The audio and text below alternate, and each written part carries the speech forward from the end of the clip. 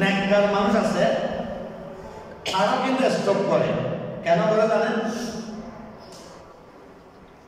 আল্লাহ মানুষকে হায়াত দিয়েছেন, দুইটা রাস্তাও দিয়েছেন। কয়টা রাস্তা? দুইটা রাস্তা। একটা হচ্ছে ইহদিনাস সিরাতাল মুস্তাকিম, আর একটা হচ্ছে দাল্লিন, পথভ্রষ্টতা, আর একটা হচ্ছে সুপথ। দুইটা পথ দিয়েছেন।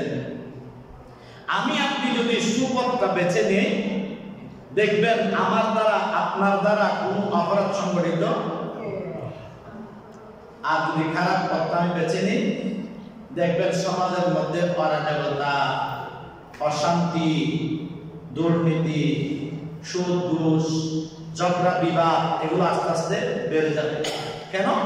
ওই তাকওয়া নাই আমার ভিতরে, খোদাবিরতা নাই, যে যার কারণে আমার দ্বারা অসামাজিক কার্যকলাপগুলো বৃদ্ধি পাবে। কিন্তু আল্লাহ কিছু মুমিনকে অল্প সময় দুনিয়া থেকে নিয়ে যান। এর কারণ হচ্ছে যে ওই মুমিনের যে তাকওয়া, আল্লাহভীরুতা যেটা এসেছে, মুমিন সেটাকে এমন ভাবে আঁকড়াই ধরেছে, তারা আশিকার মাসুক হয়ে গেছে। আশিকার কি হয়ে গেছে? মাসুক হয়েছে। কথা বুঝবেন? আশিক কাকে বলে, মাসুক কাকে বলে? আমি কারো জন্য যদি পাগল হই, তোমাকে ছাড়া আমি বাঁচবো না, তোমাকে না দেখলে আমি থাকতে পারবো না, আমি তার প্রতি আশিক হয়েছি, আর সে হচ্ছে মাসুক। আল্লাহ বলেন আমার কিছু বান্দা আছে যারা আমি আল্লাহর আশিক হয়ে যাই, আমি আল্লাহ তার মাসুক হয়ে যাই, আর আমি চাই আমার বান্দাটা অতি তাড়াতাড়ি আমার কাছে চলে আসুক। আমার বান্দা আমাকে দেখে চোখ জুড়াবে, আমি আমার বান্দাকে দেখে চোখ জুড়াবো। সুবহানাল্লাহ। এজন্য মুমিন যারা তারা ইন্তেকাল করলে ইন্তেকালের পূর্বে কাউকে কষ্ট দেয় না, তারা কষ্ট ছাড়াই দুনিয়া থেকে চলে যায়। আর অনেক অপরাধী ফাঁসিবান্দা আছে, তারা জমিনে মানুষকে কষ্ট দিয়েও যায়, নিজেও কষ্ট পেয়ে যায়। এটা হচ্ছে যে পুরস্কার, খারাপ কাজের পুরস্কার। এজন্য খেয়াল রাখবেন, অন্তরকে পবিত্র রাখার জন্য উত্তম একটি মাধ্যম হচ্ছে আল্লাহর ভয়কে অন্তরে জায়গা দেওয়া, রাসূলের প্রেমকে অন্তরে জায়গা দিবেন। যখন আল্লাহর ভয়, রাসূলের প্রেম অন্তরে থাকবে, দেখবেন আপনার সামনে যতই কিছু হোক আপনার সেদিকে মন যাবে না, আপনার মন সেদিক থেকে ঘুরে অন্যদিকে চলে যাবে। সুবহানাল্লাহ। এটা জুমার দিন, অনেক মানুষ জুমার নামাজ না পড়ে অনেক মানুষ কাজে লিপ্ত আছে না নাই? কেউ পাহাড়ে, কেউ জমিনে, কেউ রাস্তায়, কেউ বিভিন্ন কাজে লিপ্ত আছে কিনা? এখন মনে বলেন, কাজ করার ক্ষমতা দিয়েছেন আল্লাহ, কারো দ্বারা ব্রেন তৈরি করা সম্ভব নয়। ব্রেন যখন লড়াছড়া করে তখন মানুষ দিনে ডালা হয়ে যায়।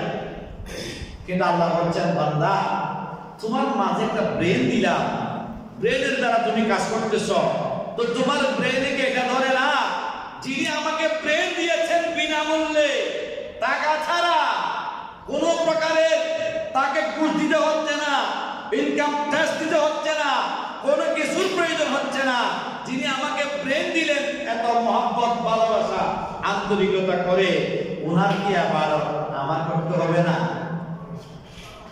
ওনাকে কি আমার ডাকতে হবে না? আল্লাহকে ডাকা ব্যতীত কোনো বান্দা যদি জমিন থেকে চলে যায়, আল্লাহর ভয় ছাড়া, রাসূলের প্রেম ছাড়া, সেটা নিশ্চিত জাহান্নামে হয়ে যাবে। কারণ আল্লাহ আমাকে বানিয়েছেন ইবাদত করার জন্য, রাসূল আমাকে সৎ পথ দেখিয়েছেন, সাহাবায়ে কেরাম আমাদেরকে ভালো কথা বলেছেন, আউলিয়া কেরাম আমাদেরকে সৎ পথের কথা বলে যাচ্ছেন। এখনো বলতেছেন, ये वो काम करेंगे जिससे अल्लाह और रसूल राजी हो, वो काम नहीं करेंगे जिससे अल्लाह और रसूल नाराज हो। এখনো তো সেই বাণীটা চলতেছে, তাহলে সেই বাণী কি আমার কানে আসে না? সেই কথা কি আমার মনে পড়ে না? সেই আওয়াজ কি আমার অন্তরে আসতেছে না? আমি কেন আল্লাহর ইবাদত ছাড়া, আমি কেন ভালো কাজ ছাড়া খারাপ কাজের দিকে ধাবিত হব? এজন্য আল্লাহ বলছেন যে ওয়া ইন্নাজ যুনুবা আকসারুল খাসারাত, তোমার যে গুনাহ করতেছ, যে গুনাহ হচ্ছে, সেই গুনাহ হচ্ছে সবচাইতে কি লোকসানজনক ব্যবসা। তো মানুষ কি লোকসানজনক ব্যবসা করে? একবার যদি গরু ব্যবসা কিনে লস খায়, দ্বিতীয়বার তার উত্তম না 2 লাখ টাকা লস খায়, কি প্রয়োজন? তো মানুষ যদি ব্যবসার মধ্যে লস গিয়ে ব্যবসা ছেড়ে দেয়, তো গুনাহ করলে তো ব্যবসায় লস হবে। ব্যবসায়ীরা তো মানুষের সাথে নয়, এটা আল্লাহর সাথে। আল্লাহ বলছে তুমি আমার সাথে কর্জে হাসানা দিয়ে ব্যবসা করো, কর্জে হাসানা দাও, সেটা জমা থাকবে কিয়ামতের ময়দানে, সেটা আমি আল্লাহ তোমাকে আবার কি করব? পরিপূর্ণ আদায় করবো। আরে দুনিয়াতে কাউকে টাকা দাম দিলে, কর্জ দিলে, সেটা আপনাকে সেখান থেকে নিতে দেওয়ার সময় নিজেকে বাচ্চা মনে হয়, দেওয়ার সময় নিজেকে ধনী মনে হয়, আবার যখন টাকা আদায় করতে যায় তখন ফকিরের চাইতে নিকৃষ্ট, ফকিরের চাইতে নিকৃষ্ট, আমার থেকে বড়, তখন অসহায় আর কেউ নাই। দুনিয়ার মানুষ সেটাকে দিতে গরিবসি করে। আল্লাহ বলছে, ও আমার বান্দাগণ, তোমার পাওনা তোমাকে এমন ভাবে দিব, ওয়ালা ইউযলামুনা ফাতিলা, এই পরিমাণও জুলুম করা হবে না। সুবহানাল্লাহ, পরিপূর্ণ আদায় করব তোমাকে তোমার পাওনা। তো এখন তো মানুষ বুঝবে না, কিয়ামতের ময়দানে যখন মানুষ উঠবে, তখন তারা চিন্তা করবে যে আহা দুনিয়াতে কি করলাম। ময়দানে হাসরে তো মানুষের দলে দলে বিভক্ত হয়ে যাবে মানুষ। জান্নাতি যারা, তাদেরকে জান্নাতের দিকে ডাকা হবে মেহমান খানায়। জাহান্নামী যারা, তারা তো হিসাব নিকাশে ব্যস্ত থাকবে, তখন আফসোস করবে, আজ দুনিয়াতে যদি একটু ভালো করতাম, একটু ভালো করে চলতাম, আজকে তাদের সাথে আমাদের কি হতো? লাঞ্চ হতো, ডিনার হতো, মেজবানের মতো অংশগ্রহণ করতাম, ইফতারের মতো অংশগ্রহণ করতাম, তাদের সাথে আমরা একটু ছায়ার মধ্যে থাকতাম। পরে করে বলেছিল আল্লাহ আমাদেরকে সবকিছু দিয়েছেন, পরিপূর্ণ হিসেবে আমাদেরকে জমিনে পাঠিয়েছেন, কেন আমরা আল্লাহ ফরমানি করব। আল্লাহ আমাদের প্রত্যেককে বোঝার তৌফিক দিয়ে জবাব বলেন আমিন। সারা দুনিয়া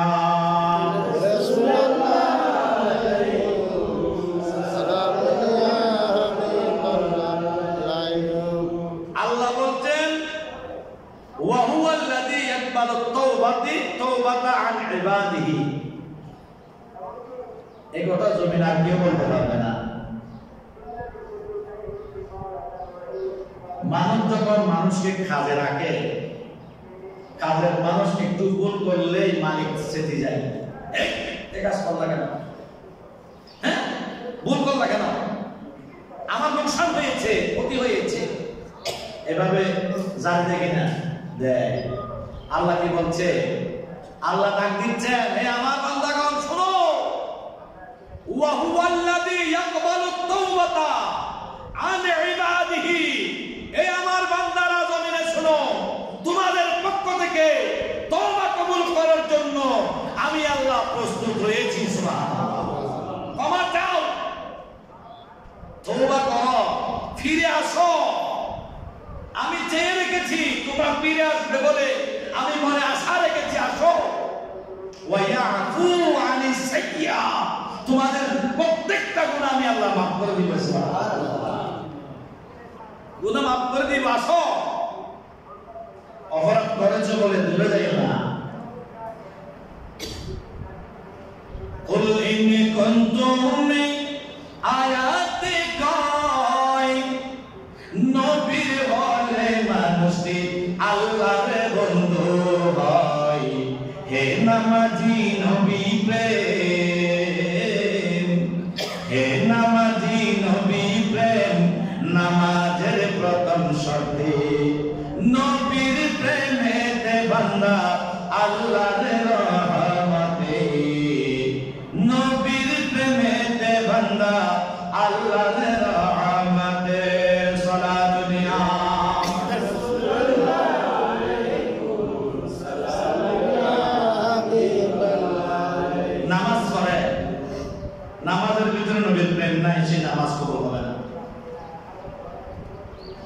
হজ করে, হজের ভিতরে নবীর প্রেম নাই, সে হজ আল্লাহ কবুল করবে না। যাকাত দেয়, যাকাতের ভিতরে নবীর প্রেম নাই, খোদার বিরুদ্ধে নাই, আল্লাহর ডর নাই, ভয় নাই, সেই যাকাত আল্লাহ কবুল করবে না। কিন্তু কিয়ামতের ময়দানে নামাজকে ডাক দেওয়া হবে, এদিকে আসো, নামাজ কেন বলেছো? তখন বান্দা বলবে, হেসে হেসে বলবে, আল্লাহ তোমাকে রাজি করার জন্য বলেছি। আল্লাহ বলছে, কই তোমার নামাজের ভিতরে তো আমি খোদার রাজি খুশি নাই। তোমার নামাজের ভিতরে তো লোক দেখানো নামাজ হয়েছে, সেই নামাজ তো পরিত্যক্ত হয়ে গেছে। তখন বান্দা মুখ কালো করে ফেলবে, হাজিরকে ডাকবে, আসো, হজ করেছো কি জন্য? আল্লাহ তোমার খুশি করার জন্য। কই তুমি তো হজ করার পরে মদিনা যাও নাই নবীকে খুশি করার জন্য, তো তোমার হজ থেকে আমি কবুল করবো, তোমার হজ পরিত্যক্ত হয়েছে। যাকাত দাতা, আসো, কেন যাকাত দিলা? আল্লাহ তোমাকে খুশি করার জন্য। কই তুমি তো আমার রাজি খুশি যাকাত দাও নাই।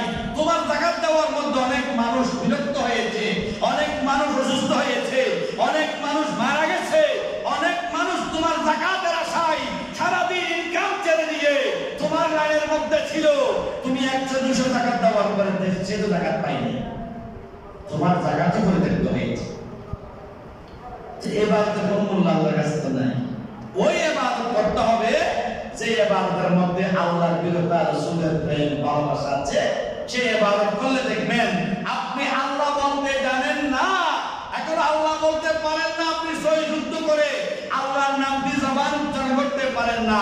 আল্লাহ বলে তুমি জবান উচ্চারণ করার দরকার নাই, তোমার অন্তরে যখন এসেছে তখন আমি আল্লাহ কবুল করে নিয়েছি। সুবহানাল্লাহ। হুজুর আমি নামাজ পড়তে পারি না, কেন? সূরা কারাত জানি না, কিন্তু আমি নামাজ পড়ার জন্য আমার ভিতরে আল্লাহর ভয় ভীতি রাসূলের মহব্বত আছে, আল্লাহ বলছে সেটা আমি কবুল করে নিয়েছি। সুবহানাল্লাহ।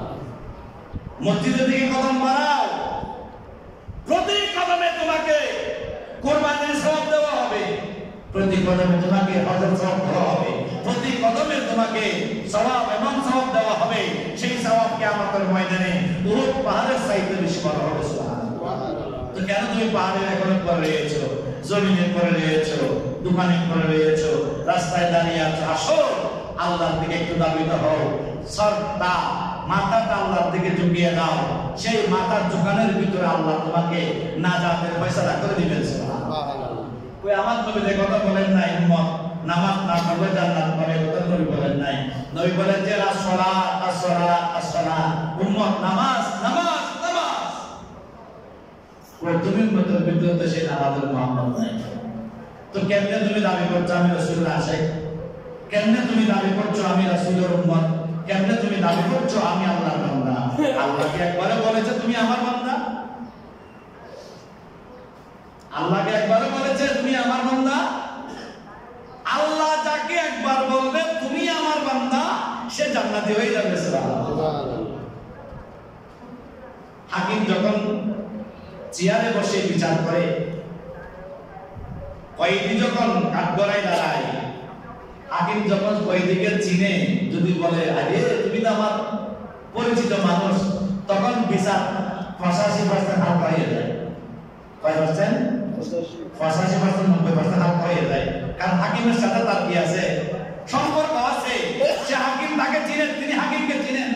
হয়তো বন্ধু হইতে পারে, ছাত্র হইতে পারে, উস্তাদ হইতে পারে। তো আল্লাহ যখন হাকিম যখন আদালতে যখন বসবেন, তখন বান্দা যখন আল্লাহর সামনে দাঁড়াবে, কুদরতের সামনে, আল্লাহ যখন বান্দাকে দেখে বলবে আরে তুমি তো আমার বান্দা, তখন বান্দার খুশি সীমা আছে।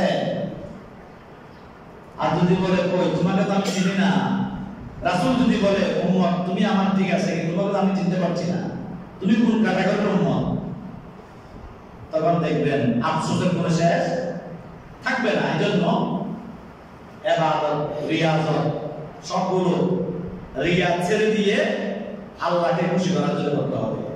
তখন দেখবেন আপনার ইবাদত বندگی, আমার ইবাদত বندگی আল্লাহ তাআলা কি হবে? কবুল হবে। এই বছর যে কুরবানি, অনেকে কুরবানি দিয়েছেন।